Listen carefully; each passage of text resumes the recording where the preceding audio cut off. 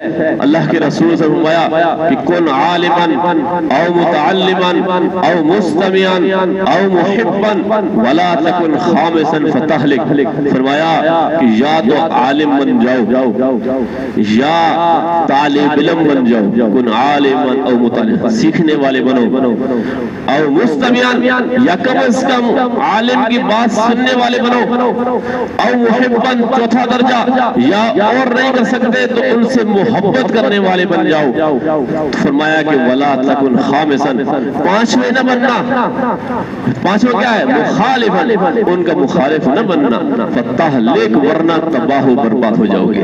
تو اس لیے ایسے لوگوں کے ساتھ بغض حسد اس طرح رکھنا یا ان کو اچھی نظر سے نہ دیکھنا یہ اپنی ہلاکت اور بربادی ہے. اس لیے فرمایا کہ یا عالم بنو یا طالب علم بنو یا ان کی بات سننے والے بنو یا پھر یہ ہے کہ ان سے محبت کرنے والے بنو. جب ان سے محبت کرو گے اللہ جل شانہ تمہیں بھی ان کی محبت کی وجہ سے قیامت کے دن نواز دیں گے اور ان کی سفارش کی وجہ سے جنت میں